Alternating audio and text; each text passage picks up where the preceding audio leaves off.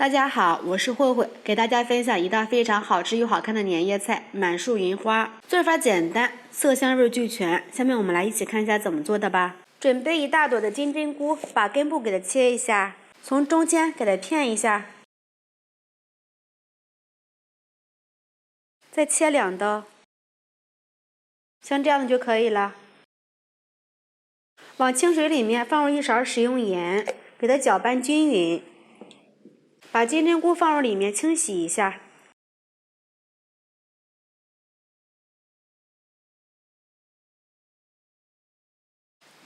最好是一朵一朵的洗，这样能洗得更加干净。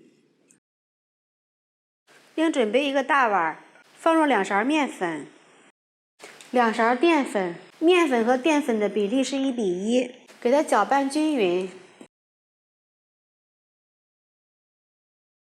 取1朵金针菇，给它裹上一层这个面粉淀粉，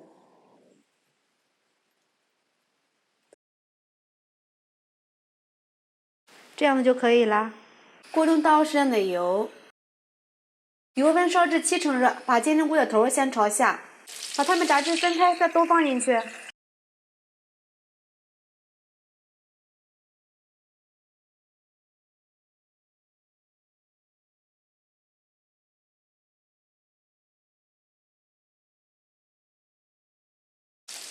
炸至一面微黄，给它翻个面儿。炸至2面微黄，先扣油盛出。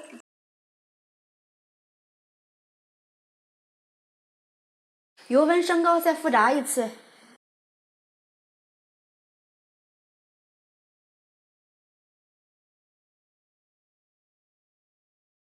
中间给它翻个面儿，大约炸个15、16秒左右就可以了，盛出备用。再来给它摆盘，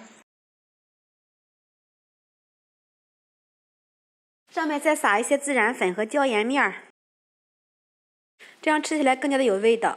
喜欢吃辣的可以放点辣椒面，再撒上一点红椒丁，再撒上一点葱花，这样是不是更加的漂亮啦？